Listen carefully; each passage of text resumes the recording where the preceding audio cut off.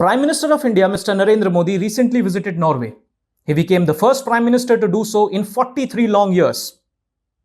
PM Modi Sweden से Oslo गए और वहां जाके सबसे पहले Indo Norwegian business and research summit को अटेंड किया। उस समिट में 50 से ज्यादा सीईओज और 250 से ज्यादा कंपनीज के रिप्रेजेंटेटिव्स थे।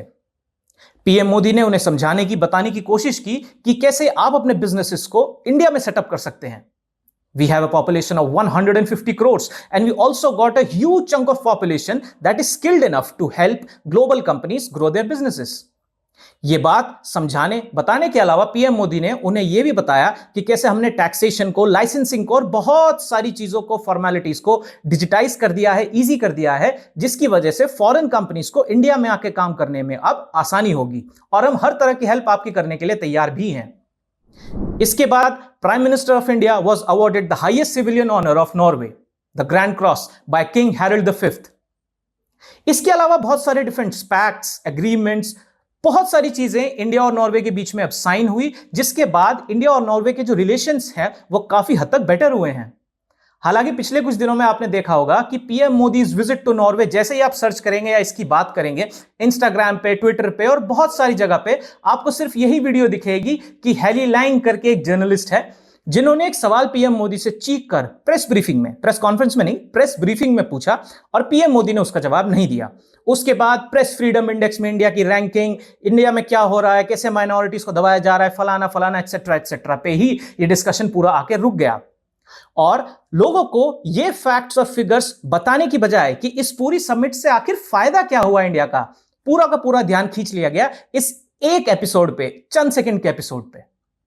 लेकिन हम आज बात करेंगे उन्हीं फैक्ट्स एंड फिगर्स की, उन्हीं एग्रीमेंट्स की जिनकी वजह से ये पूरी समिट को हम एक ग्रैंड सक्सेस बोल सकते हैं। सबसे पहले मैं आपको बता दूं कि Norway has officially elevated its bilateral ties with India to a green strategic partnership. अब इसका मतलब क्या है? इसका मतलब सीधा सीधा यह है कि इंडिया के मैन्युफैक्चरिंग सेक्टर में अब नॉर्वेजियन टेक का यूज होगा। नॉर्वेजियन कंपनीज भी इंडियन मैन्युफैक्चरिंग सेक्टर को हेल्प करेंगी to create cleaner and greener ways in order to do manufacturing. आपको और हमको सभी को पता है कि कैसे पोल्यूशन एक बहुत बड़ा रीजन बन जाता है इंडिया में, जिसकी वजह से सांस लेना भारी हो जाता है लोगों के लिए। ऐसे में इंडियन कंपनीज को, मैन्युफैक्चरिंग सेक्टर को हम कैसे क्लीनर बना सकते हैं, ग्रीनर बना सकते हैं, कैसे यूज कर सकते हैं रिन्यूएबल एनर्जी का, ये नॉर्वेजियन टेक और नॉर्वेजियन कंपनीज हमें बताएगा और हमारी हेल्प करेगा। This is a major boost to make India और at least to take India towards a cleaner future. Number 2, Norway has joined Indo Pacific Ocean initiative. अब इस इनिशिएटिव की वजह से इंडिया की मैरीटाइम सिक्योरिटी को, इंडियाज मैरीटाइम टेक को एक बहुत बड़ा बूस्ट मिलेगा। ये क्यों इंपॉर्टेंट है? सब जानते हैं कैसे स्ट्रेट ऑफ हॉर्मुज की वजह से इस वक्त maritime security is at high alert. Goods को एक जगह से दूसरी जगह वाटरवेज से ले जाने की जो ये पूरी की पूरी मुहिम होती है, ये कैसे स्टैंड स्टिल पे आ गई है स्ट्रेट ऑफ हॉर्मुज की वजह से। अब ऐसे में अपनी मैरीटाइम सिक्योरिटी को स्ट्रेंथन करना इंडिया के लिए बहुत जरूरी है और इस वक्त ऐसे में नॉर्वे की टेक्नोलॉजी बहुत ज्यादा हेल्पफुल हो सकती है इंडिया के लिए इस पूरे के पूरे फियास्को को सॉल्व करने के लिए, एटलीस्ट अपने आप को स्ट्रेंथन करने के लिए और फ्यूचर में ऐसी प्रॉब्लम से जो मैरीटाइम सिक्योरिटी ठीक ना होने की वजह से हो सकती है उनसे बचा सकती है।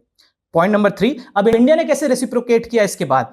India will now participate at north shipping 2027, जिसमें इंडिया अपने मैन्युफैक्चरिंग सेक्टर को पुश करेगा to create new ships, to create new ways, जहां पे सिर्फ मैरीटाइम सिक्योरिटी तक हम सीमित नहीं है बल्कि maritime infrastructure development, port development, new ship का क्रिएशन, इसमें भी इंडिया और नॉर्वे एक साथ मिलकर काम करेंगे। इसका फायदा नॉर्वे को बहुत ज्यादा हद तक होगा क्योंकि Norway has got the brains, has got the tech, we have got the brains, and at the same time we've got the people, we've got the kind of manufacturing sector that can streamline the process, make the whole process of ship creation, of port creation quicker than ever. Point number 4, India और Norway ने एक space cooperation agreement भी sign किया है, जिसके बाद India की इसरो और नॉर्वे की जो अपनी स्पेस रिसर्च ऑर्गेनाइजेशन है वो साथ में मिलकर एक दूसरे की हेल्प करेंगे to advance their technologies and will also invest in India space tech. कैसे दोनों देश मिलकर आगे आने वाले वक्त में मिशंस लॉन्च कर सकते हैं जो स्पेस में न सिर्फ इंडिया की बल्कि नॉर्वे की भी जो ओवरऑल इमेज है उसको बेटर करेगा, उसको आगे बढ़ाएगा, ये इस एग्रीमेंट से मोटा मोटा निकल कर आया है। Point number 5, digital development partnership agreement. ये भी साइन हुआ है दोनों देश में।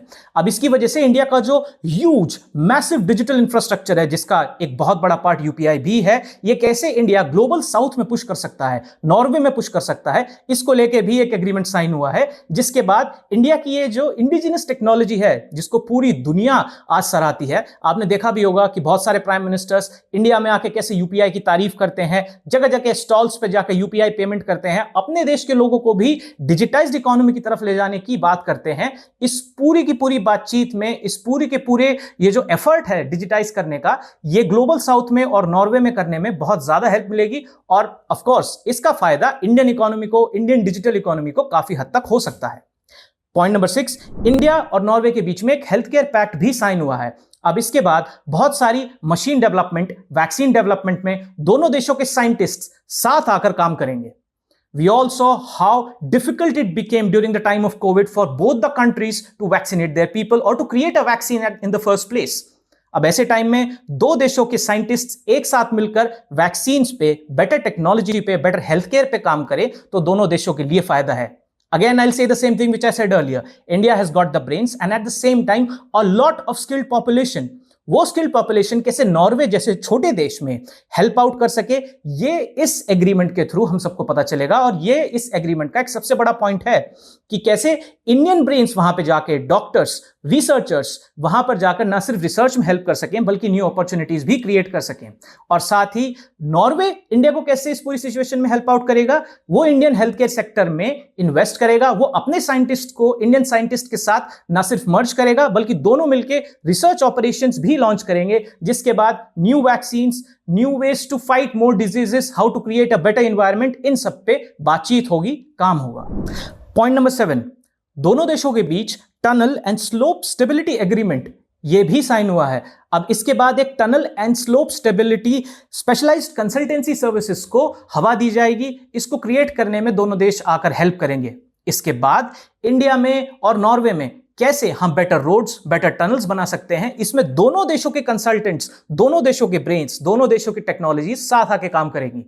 पिछले वक्त में हमने देखा है कैसे इंडिया ने बहुत सारी टनल्स इन हिली एरियाज भी बनाई हैं। अब उनको कैसे इंश्योर किया जाए कि एनवायरनमेंट को कम से कम नुकसान हो, कैसे बेटर टेक्नोलॉजी का यूज किया जाए, इस पूरे काम को जल्दी करने में वहां पे नॉर्वे हमारी हेल्प करेगा। एंड ऑफ कोर्स हम नॉर्वे की, because we have got the workforce to create new tunnels, to bring about new technology in making roads quicker and faster in regions like Norway.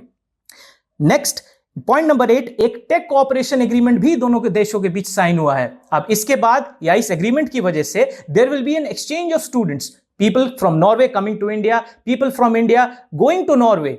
ये वो researchers, students, faculty members, university students होंगे जो अपनी technology Norway के साथ share करेंगे और Norway के स्टूडेंट्स इंडिया के साथ शेयर करेंगे। ना सिर्फ टेक्नोलॉजी बल्कि इंफॉर्मेशन, एजुकेशन, कैसे हम किस लेवल पे हैं उसको ऊपर ले जाया जा सके, specially for India and Indian technology, और कैसे नॉर्वे इंडियन ब्रेन से हेल्प ले सके, ये इस पूरे एग्रीमेंट के थ्रू मेक श्योर किया जाएगा। इसके बाद सबसे बड़ा पॉजिटिव फैक्टर निकल के ये आएगा कि there will be a lot of new job opportunities, there will be a surge demand for Indian brains in Norway. And of course इसका फायदा जितना नॉर्वे को होगा उतना ही फायदा इंडिया को भी होगा। पॉइंट नंबर 9, एक एग्रीमेंट साइन हुआ है for cooperation of ocean energy programme. अब यह क्यों जरूरी है दोनों देशों के लिए? देखिए, विंड एनर्जी को कैसे यूटिलाइज करना है, उससे कैसे बिजली बनानी है, कैसे बाकी तरीकों में उसको यूटिलाइज करना है, यह काफी हद तक लोगों को पता है, देशों को पता है। लेकिन again it is a very expensive technology. इसके अलावा और कौन से रिसोर्सेज हैं जिनको हम यूटिलाइज कर सकते हैं? रिन्यूएबल रिसोर्सेज हैं जिससे एनवायरनमेंट भी खराब ना हो और साथ ही साथ हम ज्यादा एनर्जी भी क्रिएट कर सकें। ऐसे में ocean becomes N ocean of opportunities, India के लिए भी और नॉर्वे के लिए भी। इसीलिए इस एग्रीमेंट की वजह से इंडिया और नॉर्वे की जॉइंट टेक्नोलॉजी को यूज किया जाएगा to create new ways, new opportunities to not only extract wind but also extract और to use waves as a term or as a way of creating new energy or sources of new energy। अब ये आगे चल के कितना streamline होता है, कितनी ज्यादा अपॉर्चुनिटीज इसकी वजह से भी खुलती हैं, कैसे ओशन में इंडिया नई अपॉर्चुनिटीज खोजता है, ये इस एग्रीमेंट की वजह से बाद में बाहर निकल कर आएगा। ऑफ कोर्स इन सारे एग्रीमेंट्स पे कितना काम हो कितना नहीं, ये कुछ आने वाले सालों में ही पता चलेगा। अभी हम ये नहीं कह सकते कि क्योंकि ये एग्रीमेंट साइन हो गया तो दैट मीन्स ये सारी चीजें बहुत जल्दी इंप्लीमेंट हो जाएंगी। But we also have to understand there is a silver lining. At least we have taken a step in the positive direction. इतने सारे pacts, इतने सारे agreement, right from the exchange of researchers and scientists to investing in India space research agencies, to investing in creating or in finding new ways, in finding new researches for creating energy out of waves and oceans. इतनी सारी चीजें, इतने सारे pact sign हुए हैं, इतना technical ये पूरा का पूरा विजिट जो है पीएम मोदी कर रहा है, उसके बावजूद लोगों का पूरा ध्यान सिर्फ एक जर्नलिस्ट ने पीएम मोदी से क्या पूछा, कैसे एमईए से उसी जर्नलिस्ट ने फिर बाद में बहस की, बातचीत की, इस पे आकर टिक गया है. Now I am not saying blindly follow your government. Of course you got the right to question your government, to ask the people who are representing you through your government. But at the same time, don't be blind enough just to blindly follow what is being presented in front of you on the internet. जो Twitter और Instagram पे viral है, सिर्फ वो news नहीं है, उसके अलावा भी एक बहुत बड़ा ocean of news and opportunities है आपके सामने, जिसके बारे में आपको जानना, जिससे आपको जागरूक होना बहुत जरूरी है. इसलिए मैं यही कहूंगा कि बाकी वायरल क्लिप्स को और इन सबको देखिए, उन सबको भी आप शेयर करिए, जो करना चाहे कीजिए, बट साथ ही ऐसी इंफॉर्मेशन को भी ध्यान में रखिए, इन पैक्ट्स को, एग्रीमेंट्स को भी ध्यान में रखिए जो बाहर निकल कर आते हैं. जब एक देश का प्राइम मिनिस्टर दूसरे देश में जाता है, वो 150 करोड़ की जनता को रिप्रेजेंट करता है और उनके लिए क्या नई अपॉर्चुनिटीज वहां से लेके आता है. We got every right to question the prime minister of India कि इस पूरी विजिट से हमें क्या मिला. वैसे क्या मिला मैंने आप सबको बता दिया है, बट अगेन ये कब तक इंप्लीमेंट होगा, ये पहले क्यों नहीं हुआ, और ऐसे बहुत सारे सवाल हम पीएम से जरूर करें और करना भी चाहिए. लेकिन हमारा ध्यान इन फैक्टर्स की तरफ होना चाहिए, पॉजिटिविटी की तरफ होना चाहिए, ना कि इस पे कि एक गोरे जर्नलिस्ट ने इंडियन प्राइम मिनिस्टर से क्या पूछ लिया, उन्होंने जवाब क्यों नहीं दिया, वगैरह वगैरह. इस कॉलोनियल हैंगओवर से बाहर निकलिए, सही चीज, सही इंफॉर्मेशन लीजिए और आगे फैलाइए भी. And do not trust anyone blindly, not even me. Do your own research, find your own papers and then make an educated decision to form an educated opinion. Thank you.